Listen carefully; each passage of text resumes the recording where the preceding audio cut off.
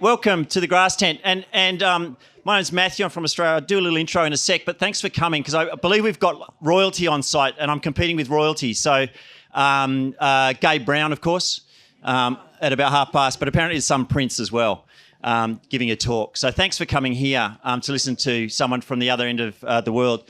My name's Matthew Evans. I'm a farmer and chef from about as far away as you can get from here, from southern Tasmania in Australia. So our farm is south of Hobart, so you can't get much further south. If you keep driving from our place, if you go too far, you end up in the Southern Ocean. We're a mixed farm. Just to give you a bit of background, we're a mixed farm. We're 70 acres, so that's pretty small even by Tasmanian standards, but very small by Australian standards. By mixed, it means we've got a market garden. We've got a heritage orchard growing about 50 varieties of apple.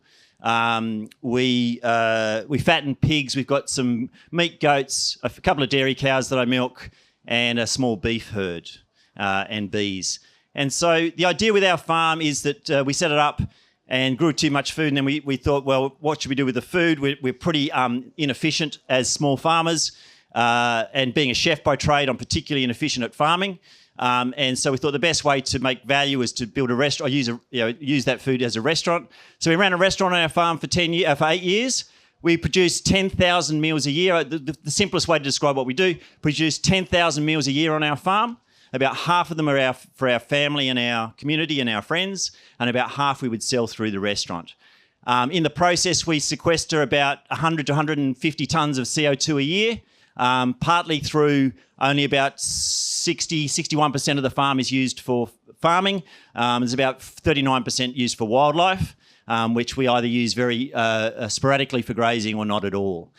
So that's a bit of my background.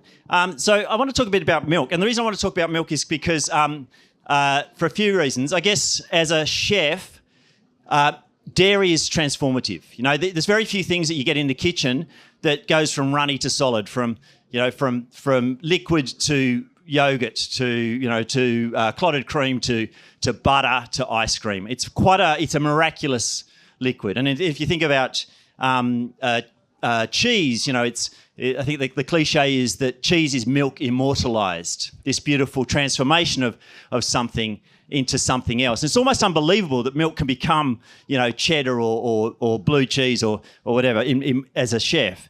And then about 18 years ago, I became a farmer and I started growing food. And one of the things I did is I got a dairy cow, and I had no clue what it meant to milk a cow. But I guess what I started to see was a couple of other miracles. And one was the original miracle, which is the transformation. And you probably, 95% of you are probably doing this, but I didn't realise how miraculous it was, which is the transformation of sunlight and soil and water and air into something else.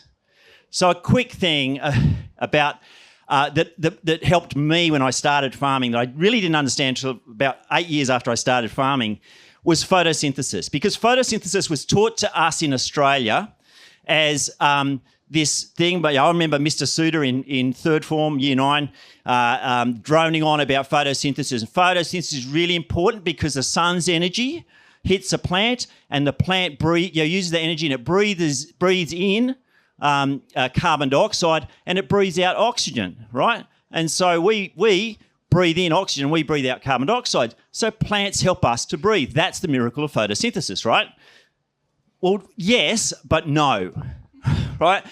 And you guys are all in this business. And I know for most of you, this may be repeating something you already know, but this changed the way I thought about it, was when I suddenly realised that when I eat a carrot, right, that carrot used to be thin air. 99.9% of the carrot used to be gases in the atmosphere, right? What a plant actually does, the actual miracle of photosynthesis, is that each chloroplast in a green leaf, it does absorb the sun's energy and the plant does take in carbon dioxide, and it uses a little bit of water that it takes up usually from its roots, and it uses the sun's energy to split apart the water, to split apart the carbon dioxide and recombine that as carbohydrate. A plant creates sugar, carbohydrate, out of this stuff, thin air, right? That is the original miracle. A plant creates its own food. Because sugar is energy in digestible form, right? I was actually born in Wales. You can tell by my accent. I've got English and Scottish ancestry, right? I've got really pale skin. If I go and lie, there's no sun today, but yesterday, if I went and lay out in the sun, like most of you, I would not create my own food. I would create a melanoma, right? Plants, the miracle of plants is they create sugar out of thin air. The problem we have is the most abundant sugar on the planet is cellulose, and that's what grass is made of. And that it's not a problem, except that humans can't digest cellulose, right? We can eat it, we just can't digest it, right? So the miracle of photosynthesis then meets what I think of as another astonishing thing, that we can't digest it. But if we put that stuff that we can't digest, that has come from thin air, essentially, and soil and sunlight, if we feed that to a ruminant, we can take, within 2 to 3 days, milk from that ruminant. And milk is one of the most complex substances known to humanity. So that was my starting point with milk. So what I wanted, I guess why I wanted to talk to you a bit about it today. We'll have some time for questions. I might talk a bit fast, and I sometimes ramble. As you can see, I haven't got a presentation or notes, so I may get a bit lost. We'll see how we go. So I guess for me, growing up, I was a non-farmer. I was just hungry, and milk was white and it was runny. It was something that wet my cornflakes. That was about it, right? You know, I didn't really think about it any more than that. And people still, I think, to a large extent, think of it as something white and runny, okay? And I guess when I started milking a cow and I started thinking about that's transformation of sunlight into milk, essentially, well, I started to wonder, what is milk? And that was the first question I had. And interestingly enough, it seems a really hard question to answer, because is your definition white and runny? Well, echidna milk is pink, right? So it's not always white. Sometimes milks can be yellow. It's not always runny. Like whale milk can be the texture of toothpaste. So, okay, what is milk? There's other definitions. It's got fat and protein and carbohydrate in it, and so it has all the macronutrients that the young would need. And it also has some things that help boost the immune system of the young, and it's provided by a parent to the young, right? So if you use that definition, fat, proteins and carbohydrate and some immune-boosting properties, well, cockroaches produce milk, little crystals, okay? So does that work? Does it come from the action of a hormone, lactoferrin? Oh, sorry, not prolactin. Prolactin is the hormone that in mammals and in humans included induces the production of milk in the mammary gland, right? So is it something that's produced by the action of that hormone? Well, it turns out, yes, it can be, but if you use that as a definition, you also have pigeon milk, because pigeons produce a cottage cheese-like substance that they feed to their young. It has fat, protein and carbohydrate in it. It has immune-boosting properties in it, and their young die without it. So I don't know, do you have pigeon fanciers, I presume, in the UK? I don't know. I hang around a bit with pig farmers. We were known as a pig farm for a while. Pig farmers are an interesting breed, but pigeon fanciers are sort of next level. And I met this old guy, and he said, pigeons feed their young milk. And I thought he was mental, right? I thought he was, no way this is true. He was pretty odd from start to finish. And I thought it was just one of those made-up things.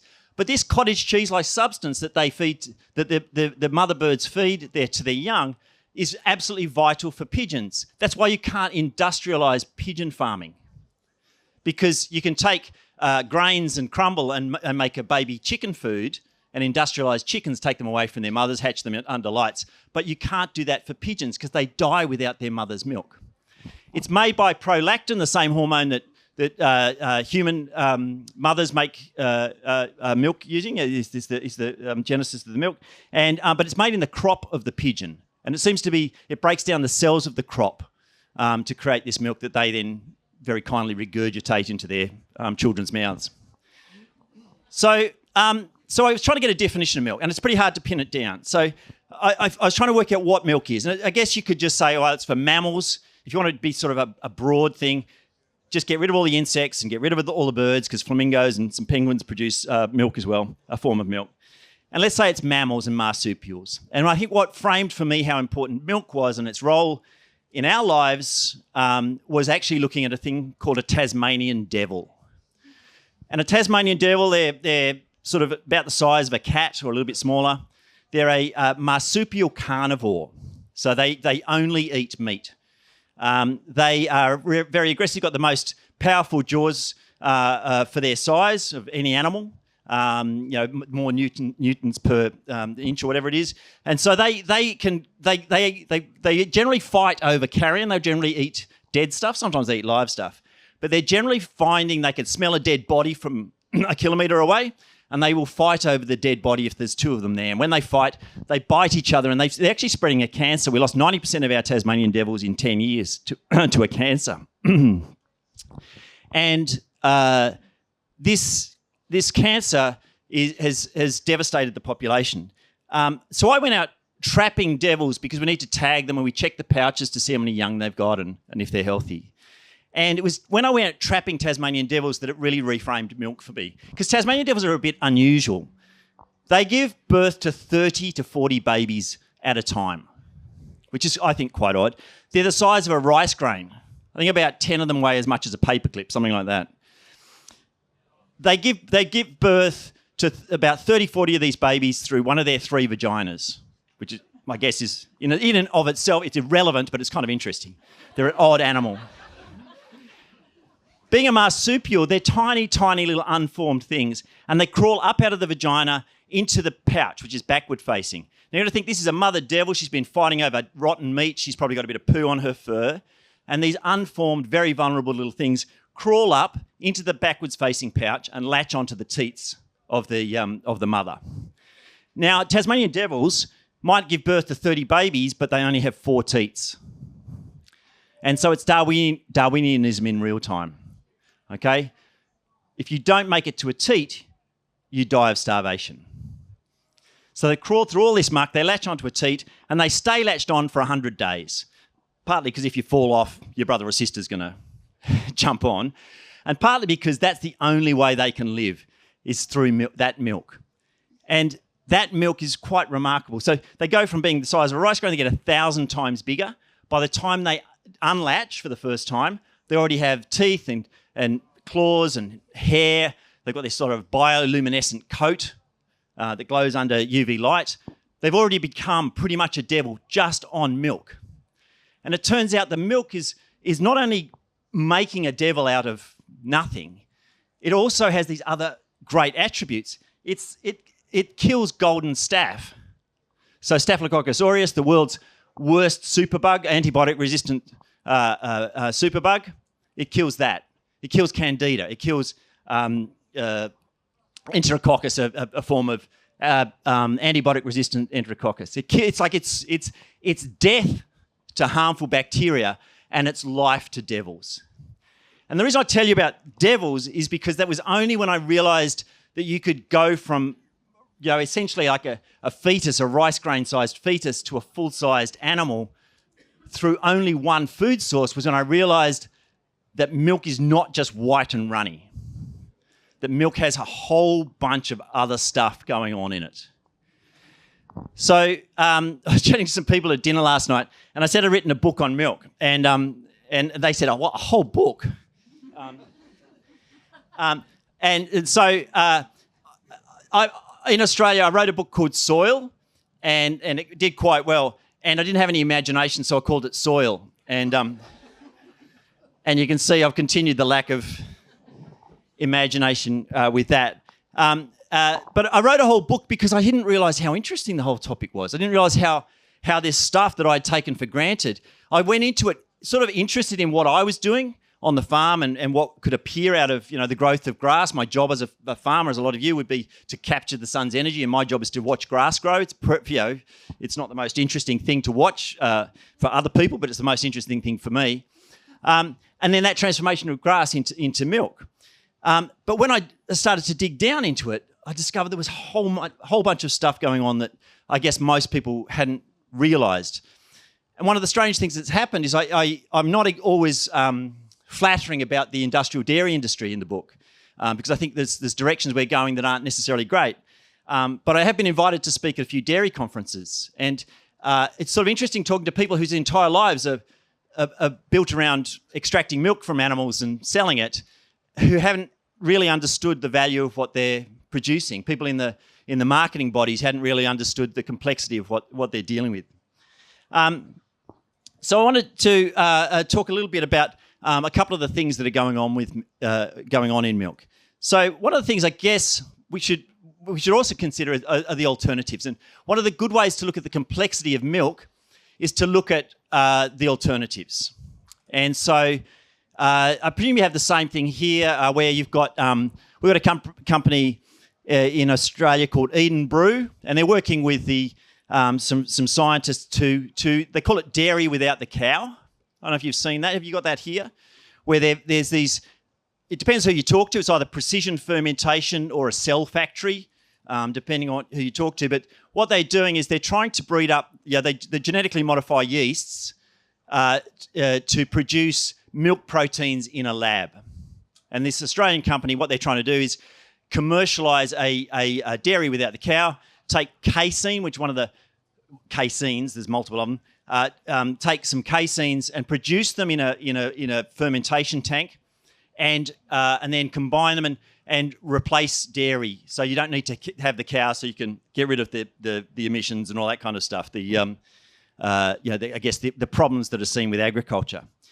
What I found really interesting about this, they're trying to do. So I thought, they're going to create 4 proteins. I think they've got 2 now. They're going to commercialise when they get to about 6 proteins. 6 of these caseins that exist in cow's milk. They're the major proteins. And then they commercialise it. And then what they're going to do is ship, I guess, a concentrate around the world. It's the Coca-Cola idea where you ship a concentrate around the world and it gets watered down and finished on site. So you're not sort of shipping water around the world. And I thought, that's pretty interesting. Like, that's the sort of stuff. I think there's a session on here later on alternate proteins and are they the answer. I was pretty interested in this because I thought, well, it's kind of amazing technology, but well, okay, so you're going to have 6 proteins, maybe 10 in this industrial milk. How many proteins are in cow's milk? And I thought, well, that's got to be the question. Is if we're going to replace one milk with another, we should know what's in cow's milk. So I looked it up, and look, I do have a science degree, but I'm no scientist. But it did take me 10 minutes, and there's not 6, there's not 10 proteins in cow's milk, and there's not 20. There's 4,654 proteins, different proteins in cow's milk. Over the cow's lactation, so they change a little bit over time, okay? But that's the number of proteins, just proteins that we know of in cow's milk. There's some of the proteins. One of the proteins is alpha-lactalbumin. Alpha-lactalbumin actually gets converted to serotonin in the brain. It's like a happy hormone. We know alpha-lactalbumin from milk can lower stress in vulnerable people. It has all these beneficial things in terms of cognition. Helps you think better. Helps you remember better. Helps you sleep better. They're not even making that in the labs yet. So this is just one of the non-casein proteins. There's a thing called lactoferrin, and I have to read this out because I wrote a book mostly because I couldn't remember all the stuff and I had to write it down. But lactoferrin is a substance that comes from milk, clues in the name lacto. And this is just some of what we know about lactoferrin. I'll need to get my glasses for this too. Excuse me.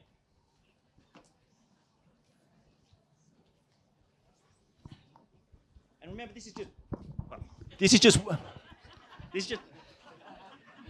do it one at a time. This is just one of the things that we know exists in milk, right? This is from the International Journal of Food Properties, right? Lactoferrin has anti-pathogenic, anti-cancer, anti-inflammatory, immunomodulatory, and DNA regulatory activities. Recent reports indicate its therapeutic properties in the treatment of neurodegenerative diseases associated with ageing, which, I'm very close to needing, as well as stress-related emotional disorders. It endorses bone growth, protects the intestinal epithelium, stimulates the retrieval of immune system functions, and is involved in the treatment of Hep C. It improves the health of status of Alzheimer's disease patients. One ingredient in milk. And so I guess when I look at milk, I think of the complexity of it.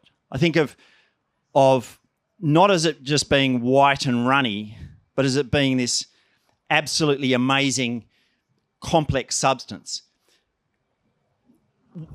In the book, I deal with a lot of different milks. I talk about devil milk, I talk about wolf milk, I talk about other milks, because we can learn a lot from looking at those.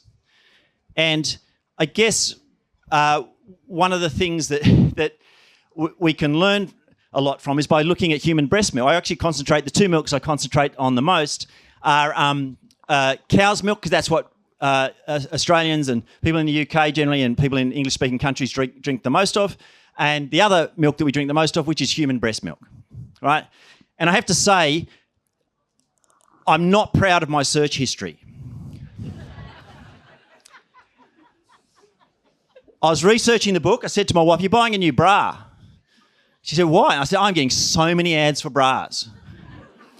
Because we share the internet thing, whatever that thing is that you do.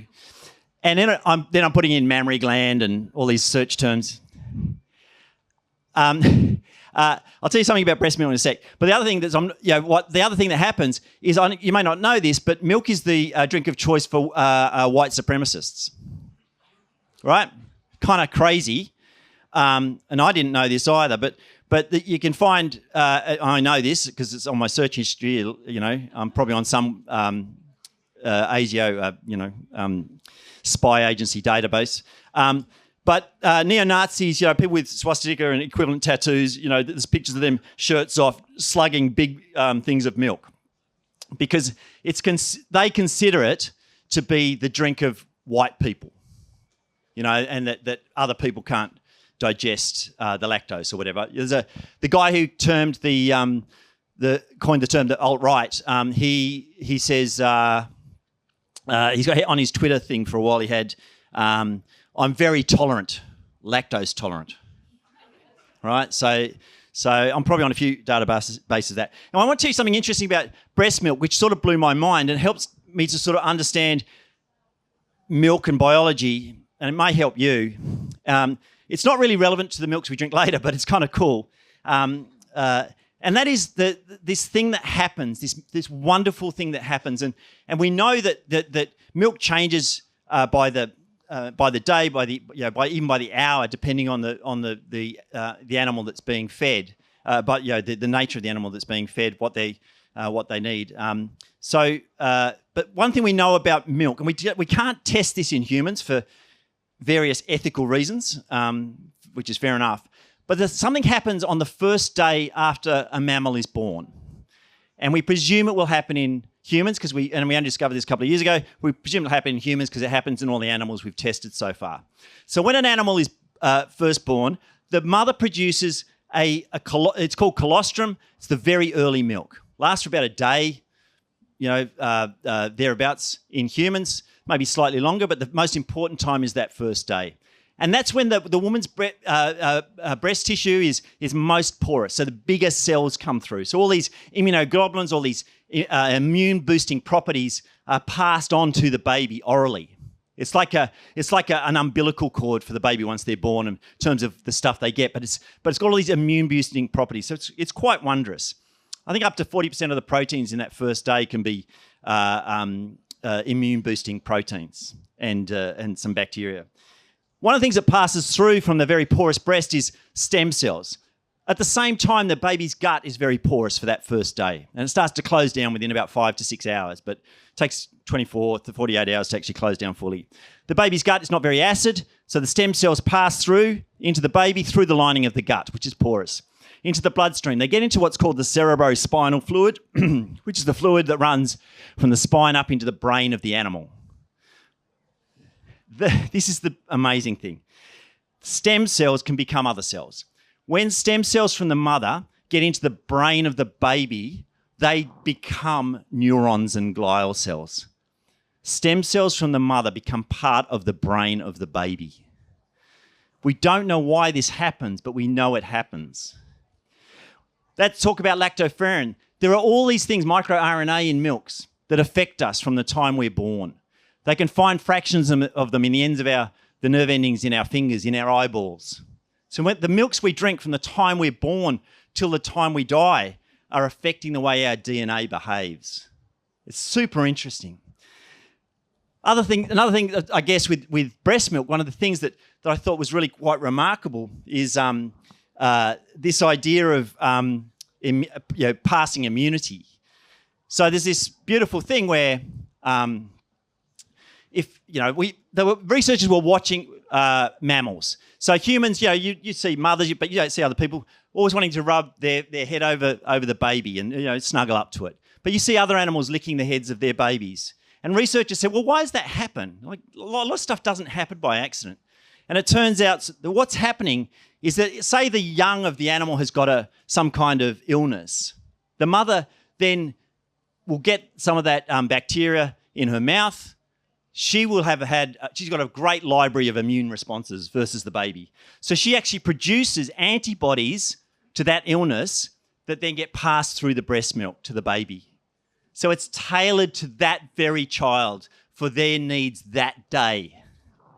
And I thought that was pretty remarkable. Then I discovered the backwash, which I think is called retrograde duct flow or something by the scientists. And this is other thing that happens, which is even faster. So say you're feeding a baby, and when the baby's latched on, there's a bit of a vacuum, and when they unlatch, I think there's multiple holes in a woman's breast, and through those little holes, a bit of the baby's spit, the saliva goes back through the breast. And it sounds pretty grim or weird, but what happens again, the mother's body can tell if the infant has a disease or an illness, and then her immune system can create the antibodies, and in that case targets those antibodies specifically to the breast milk, knowing that that's the thing that the baby needs. So I tell you these stories because I think these sort of help to give you an idea of how complex milk is and how interesting it is. It also maybe should inform how we treat our dairy cows, because if you want to, have the healthiest calves in a dairy system, then they're probably missing something if they're getting powdered milk once they're weaned. So there are systems that we may be able to look at that we could do better with. I guess the other thing is looking at what's actually in milk, and we don't actually know what's in milk. We know that dairy is one of the most complex substances. The fats are some of the most complex lipids that we know of. So when you think of dairy fat, it's not a single fat; it's multiple fats. They don't know the number, but it's a really large number. I don't think it's as high as 4,654 like it is proteins, but it's pretty high. And so every time we think of dairy, we've got to think of it as this complex thing. But we can also alter it very quickly by altering what the animal eats or how the animal's treated. There's really good evidence about how you treat your soil, the plants your animals get to eat, how you treat those animals, and how you pump milk that affect the end product that we as adults are going to consume. We might talk about that a little bit later, but I want to address this idea of drinking milk as adults. Because quite odd, if you think back 10,000 years ago, humanity, like all other mammals, we would only drink milk until we were weaned. That's pretty much the way it works. And then at weaning, generally your ability to digest milk sugar, lactose, which is the predominant milk sugar in milk, that ability of us to digest lactose, that sugar, drops because we lose an enzyme. And so about 10,000 years ago, some crazy person decided to, domesticate an oryx or whatever they were, and somehow, without metal bales or, proper herringbone dairies or any equipment, decided to somehow trap this oryx and extract the milk and then drink the milk or use the milk. We don't know why, don't know how it was done, but we know they did it. At that point, as adults, we couldn't consume dairy, right? Without having some issues with our tummies because we'd lost our ability to consume lactose. In theory, you can have a cup a day, But, they would have been looking for a bit more than that. But we persisted with milking cows, even though we weren't lactose tolerant up to present day. Eventually, though, what happened is some of us became lactose tolerant. So there was a genetic mutation, which is what those alt-right people are talking about, lactose tolerance. There's a genetic mutation that allowed us to consume milk, sugar, so milk in its entirety, as adults. And that happened about 3,500 years ago. So for 6,500 years, we milked cows not being able to consume lactose. It's kind of mental. But what we did generally was we tended to ferment it, so we would ferment the lactose out. 3,500 years ago, it didn't just happen to white people, though. This is the weird thing that those neo-Nazis kind of forget, is that it happened 5 times. Happened 5 times pretty much simultaneously around the world. It only happened once in Europe, and it happened 3 times in sub-Saharan Africa, and it happened once over Asia, sort of Pakistan way, we think. Now, what's interesting about this resistance, this ability to digest lactose, is that it suddenly appeared in society and it spread super rapidly. It spread right through the population as fast as resistance to malaria. So from a geneticist's point of view, this is like a crazy fast adaptation. We don't know why. You can guess why, like it either kept mothers alive better or it made them more fertile or it allowed fathers to be more fertile or to hang around longer to feed the young or more babies to survive. Whatever the reason was, we don't know. But this genetic mutation spread around the world super, super rapidly. Crazy, crazy fast. And so it must have been a great benefit to humanity to be able to not only milk the animal, but to digest milk in its entirety. Today, 6 billion people rely on dairy as a substantial part of their nutrition. So when we talk, in our rich countries, and we talk about that dairy's a problem and, dairy's killing the planet or, that we don't need dairy. Well, 6 billion people around the world rely on dairy as a substantial part of their diet. Seems a bit odd, though, because only whatever it is, 3 billion of us can digest the lactose. But the way it's worked is, if you think of the Mongols, Genghis Khan came over from Mongolia, right? Conquered an area pretty much from Korea to Norway, I think it was, an area the size of Africa, right? Did it all on horseback, did it all using dairy. They milked their horses up to 5 times a day. They used horse milk mostly, right? And that fueled them as they came and pillaged through and took over various areas. And they did it all on dairy. The Mongols aren't lactose tolerant, right? Historically. So how did they do it? What they did is, like we can still do today, you ferment it. So when you make yogurt, you consume at least half the lactose. When you make cheddar, you've consumed 100% of the lactose. There's no lactose left in those hard cheeses. So what the Mongols did is they fermented it, they dried it out, they created these little pats that they could keep on their saddlebags. I haven't had the pleasure of tasting it. Apparently it tastes terrible. But it was a super nutrient-dense food stuff that they could carry that wouldn't go off, that they could take, that would fuel them as they crossed the steppes and dominated the known world at that time. So I think what I find interesting about dairy is we look at the dairy's getting demonised. When I started the book, I thought I was going to find a lot more wrong with milk than I did. I didn't know it was anywhere near as complex, and I didn't think I would become more of an advocate for milk than not. But I spent a lot of time, talking to dairy farmers, visiting dairies, and inevitably they opened their doors to me.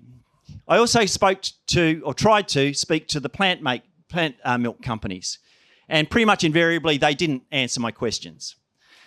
When they did, one of the things that I was always interested in, so when you make a litre of oat milk, you end up with, probably 100 grams of waste oats. So for every litre of oat milk, you've got 100 grams of oats that are waste. And so I don't know what it's like here, but in Australia, oat milk is sort of a favourite of the plant based vegan community, essentially, people who just eat plants. And but there's a waste product. And I'm sure all of you as farmers in this room know that nothing, you don't want anything to go to waste. So for every litre of rice milk, for every litre of oat milk, for every litre of potato milk, whatever it is, there's a waste. There's about a 10% waste. And where does that waste get fed? Well, in the case of oats, it usually gets fed to pigs. So when we're replacing milk, we end up with other issues. But the most important thing to remember is that when you're replacing milk, is that a lot of people think white and runny is milk, like I used to think. And that when you replace milk, whether it be in your coffee or whether it be on your cereal or whether it be in some kind of cake, that you can replace it with something else that's white and runny. You can add other milks to make your tea go whiter, right? There's no problem with making it go whiter. You can make it taste creamier, but you don't replace dairy. To give you an example, so calcium's a really good example. Calcium, there was some research, I think it was out of the UK last year, where they were looking at calcium and bioavailable calcium, the calcium that's available to us as humans when we consume milk. So you can have a glass of milk and get a certain amount of calcium. I think you have 6 glasses of oat milk to get the same calcium, 7 glasses of rice milk, 22 glasses of soy milk. I feel sick just thinking about drinking 22 glasses of soy milk. That's just one of the things that's in them. So I guess where I landed with those milks, and they're not my thing. I'm a chef by trade, so generally gastronomically, like they're the margarine of compared to butter, aren't they? Those milks are, they fulfill a role, but gastronomically, talk to anybody who's into cooking, and most the bought ones are gastronomic Armageddon. They're not good. So where I landed with those, and particularly the barista ones, is that milk is probably doing you good in terms of nutritionally. The variety of things that's in there, most of us, not everybody is able to consume it, and people can have issues with the proteins, not just the lactose. And that's the thing. If you have issues with your gut with milk, it might not be with cheese. But most people who I met who said they're lactose intolerant, including a lot of the customers who came to our restaurant, had diagnosed themselves on Facebook. And I really strongly recommend maybe getting a second opinion. Because if you come to my restaurant and you say you're lactose intolerant, right, and then you won't eat cheese, I know you're lying. I know your condition better than you. Why am I telling you this? I've gone off piss and I've forgotten where I'm at. So you can replace, like where I come from, right? Human habitation, where I come from, is 43,000 years old at current estimates. It'll get older once we find some evidence, right? Humans have lived there 43,000 years, Aboriginal people. They did not milk animals, okay? Because devils are pretty hard to milk, right? No matter how good it is for killing golden staph. So there was they didn't have a milk drinking culture. They're not lactose tolerant, okay? Humanity does not need dairy to survive. But the system we have set up in our country, in your country, is that we are essentially pretty reliant on dairy. You can get rid of it, but you can't just replace dairy with something that's kind of faux dairy, right? If you want your calcium, you can't just add in some rice milk. You're probably going to have to eat bony fish or something that has high calcium in it, or a certain amount of nuts that have the right amount of calcium. So you can replace it, but don't think of, if you're going to replace milk with something that's just white and runny, there's real world problems with this. You guys are ahead of us on the plant-based stuff, right? But you got some really good stats that are coming from here. So over the last 10 years, this research came out, I think, February last year, something like that. Over the last 10 years, hospitalisations for vitamin deficiency in the UK, something like tripled, right? And the researchers firmly believe that the movement to non-dairy substitutes has had a role in this. So hospitalisations, pretty serious problems from vitamin deficiency. And that generally is women of childbearing age. So you can get rid of, I I wrote a book on the ethics of eating meat once, and I was always put up as it's the apologist for meat eating. I could not care less what you eat. I think you're all grown-ups and you can make your own minds up. We all have our own moral compass. But if you choose not to consume dairy, or your children or your parents or whatever, then they have to make sure they're eating properly. And eating properly in our culture is not just taking dairy and replacing it with a non-dairy substitute in a nutritional sense. Milk and dairy is probably doing you good, or doing you very little harm. The milk substitutes are probably doing nothing for you, right? And potentially doing you harm. One of the reasons being is all of those plant-based milks you buy in a carton. I just getting a coffee and they had like an Oatly carton or something there. And they're just one of the many, many brands. But essentially, they're ultra-processed foods. And one thing we know about nutrition is the more highly processed something is, the less our body recognises it as food. So when you consume those things, your body's kind of going, oh, I don't really know what this is. If they're the barista version, they've often got gums in that we know are bad for the gut microbiome, essentially bad for mental health, bad for immunity, bad for lots of things. So they're potentially doing you no good, and possibly doing you harm. Dairy is probably doing you good, potentially doing not much. That's about it. I do a big deep dive in nutrition into the book, and nutrition I'm a chef, so nutrition bored me rigid, right?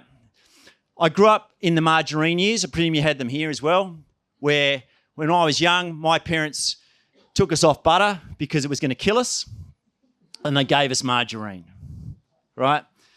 Then we could only have 2 eggs a week, right?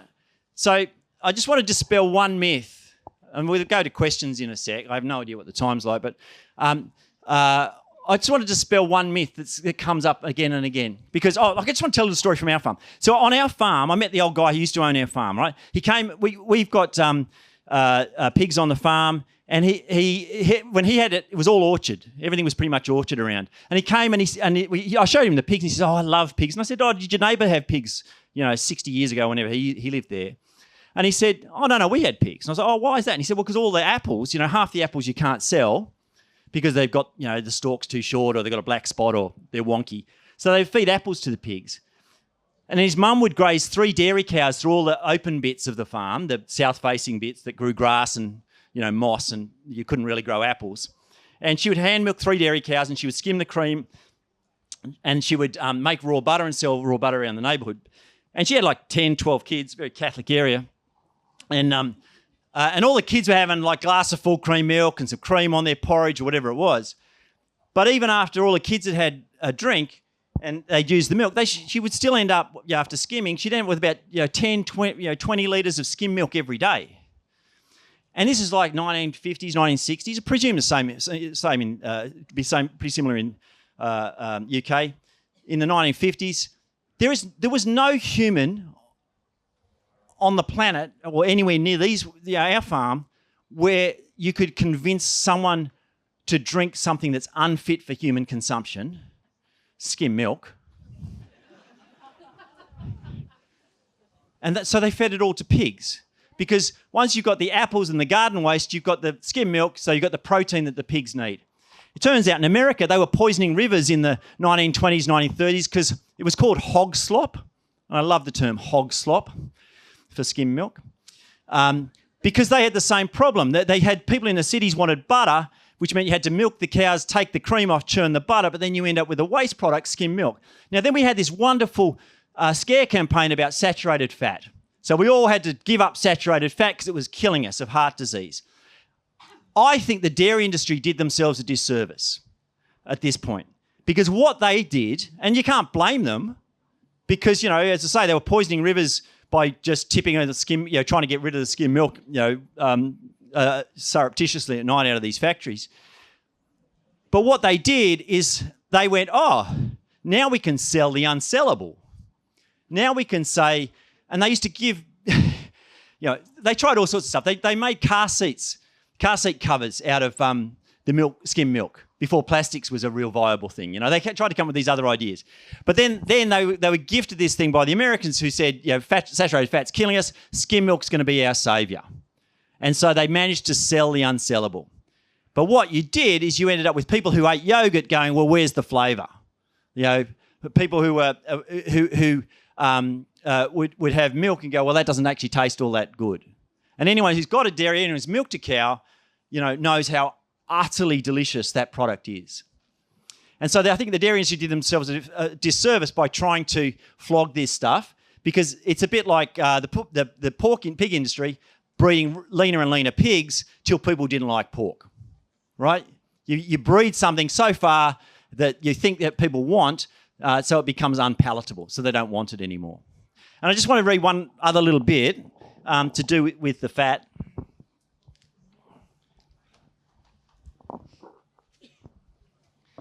And this sort of surprised me, how there's no questions over this anymore, because there still seems to be... A friend of mine went to the doctor recently and they had high blood cholesterol, and the doctor said, you've got to cut out dairy. This is from the Journal of the American College of Cardiology, right? So I presume they know something about heart disease. Whole fat dairy, unprocessed meat and dark chocolate are saturated fatty acid-rich foods with a complex matrix. So, as I was saying before, complex, that are not associated with increased risk of cardiovascular disease. The total of available evidence does not support further limiting the intake of such foods. There is no reason to drink skim milk. I mean, if you've got no self-respect...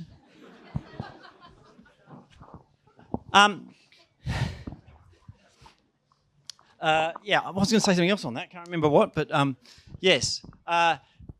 So should we go to questions? Yeah, so we've got a microphone. You've got to wait till the microphone comes around so we can capture the audio. And we've got Kirsty. Yeah, there's a woman just here. Yeah.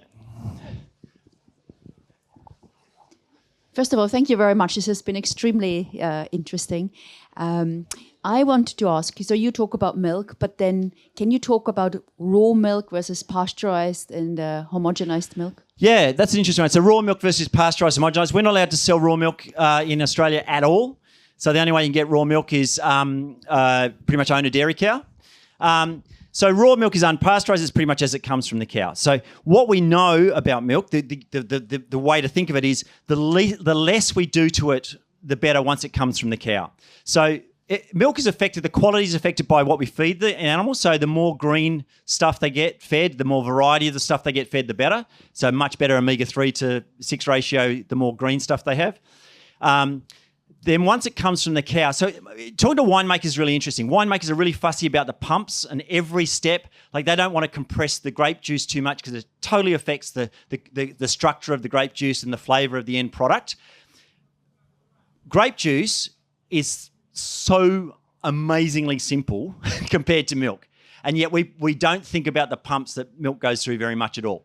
So every step from the way it's pumped, how far it's travelled.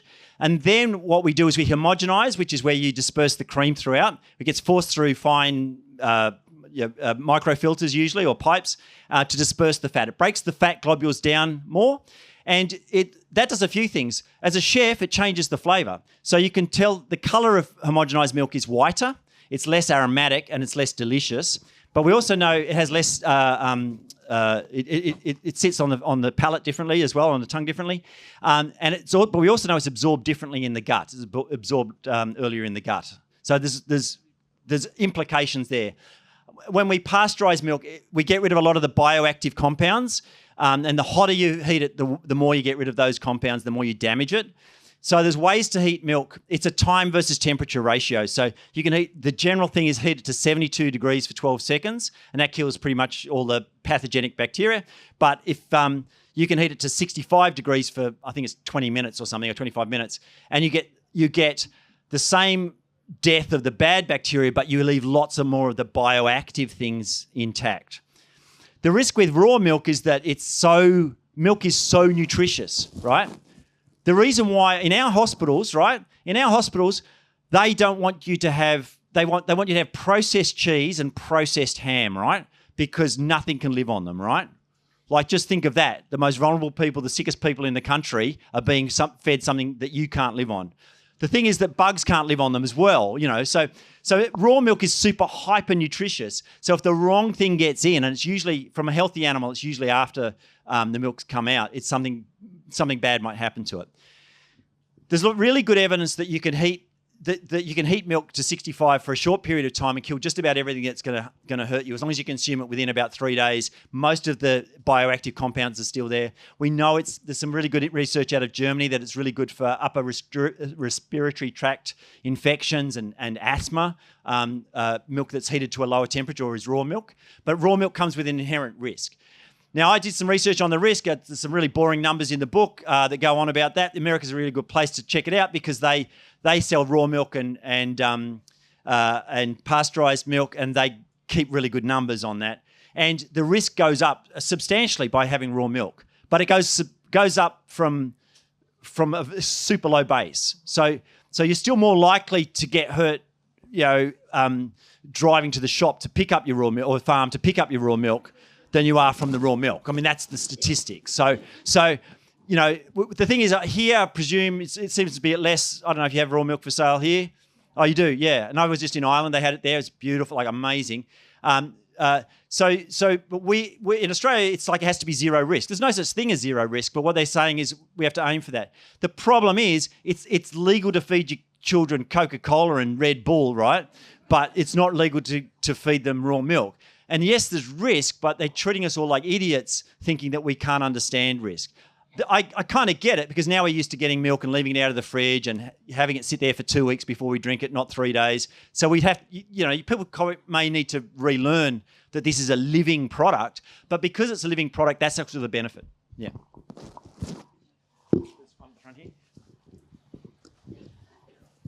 Thanks. You spoke really compellingly about the nutritional benefits of dairy milk versus plant-based milk. What do you make of the challenge about the greenhouse gas emissions from the dairy sector? Yeah, so the greenhouse gas emissions are an interesting one. A lot of the accounting that's done, there's a few things. When you look at, I presume it's done the same here. When you look at the accounting for emissions for dairy, then it tends to look at emissions only. So say my farm, I store 100 tonnes of CO2 a year. That on the ledger is considered land use change, land use something else. It doesn't get put against my cow's burps. So I'm treated as though I'm just an emitter, not a storage unit.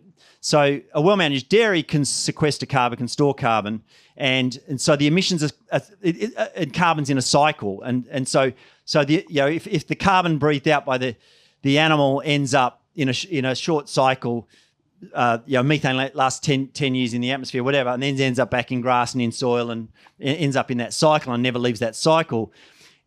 The numbers are a little bit mythical, I guess. You've also got to look at so there are carbon emissions from all your other milks, but what are the emissions doing? So you've got carbon emissions for a plant milk, which is doing you has no benefit to you, essentially. Very few of them. Like almond milk is what, 2% almonds or 3%? Soy milk has a bit of protein, but that's about it. There's not much in them. So your emissions have to be. So say they're half the emissions of a cow's milk, but they're producing zero valuable nutrition. Well, you can't. That's not really relevant. They're unnecessary emissions. It's like that's just like burning petrol because you want to go for a drive, or it's like I'm a big fan of these biscuits called Tim Tams. They're chocolate biscuits, right? Total rubbish, right? Doing me no good, probably doing me harm. Ultra-processed food, I'll eat them occasionally. All the carbon emissions for them are just like pure carbon emissions for no value. So it's very hard to compare just emissions. Cow's milk generally comes in worse for most of those things, but they don't seem to account for life cycle. And so it tends to be a little bit, all that stuff tends to be geared against livestock for some reason. I'm not sure why. There's some very powerful proponents of the plant-based system, and they have big money and big marketing budgets who will fund the other side of the argument, I guess. But nothing comes without consequence, yeah. One over the side there.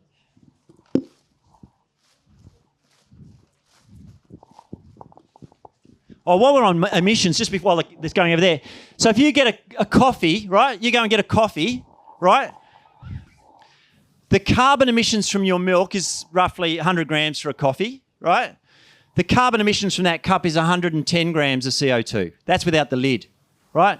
This can never sequester CO2 back in the ground, right? It's not carbon in a cycle. This is going to probably get to this, if it's not composted, will end up in a tip and produce methane. So it's going to be like 18 to 25 times more emitting than the milk that went in it in the first place. So if you actually care about emissions, this is the thing you should get rid of, right? That's the actual problem. So take your keep cup or whatever you call them here, your reusable cup, and that's actually how you're going to save the planet. Because we still need to eat. Yeah. Thank you. I really enjoyed that last fact. I'm going to use that extensively in my restaurant. When you were doing your research, your book, did you look at the nutritional benefits of milk from, shall we say, different dairy systems from very conventional? Yeah. So yes, I did, and so I sort of touched on it before. So the more an animal is able to eat green, not brown, so not shedded, on fresh pasture or forage, so ideally a complex mix of stuff. There's really good evidence about the complexity of the milk, the beneficial fatty acids and all that kind of stuff. And it can be the fatty acids, you can be 15 times worse from animals that are fed a lot of dry stuff versus ones that are fed out on green matter. And then obviously, usually organic systems or similar systems have layers of benefit above that. Yeah. Yeah, I was thinking also cow-calf separation, etc. Oh yeah, so that's an interesting one. No, there's not a lot of evidence on what that the composition of those milks is that I found in terms of the cow-calf separation. No. Okay. When we know every cow's milk alters with her lactation, we know that she produces different depending on whether she had a boy or a girl. Cow in terms of the composition and the volume of the milk, even long after the calf's gone. But composition, not specifically for that. I haven't seen anything. Yeah. That can be in your next book. Another one down the front. Yep. Okay.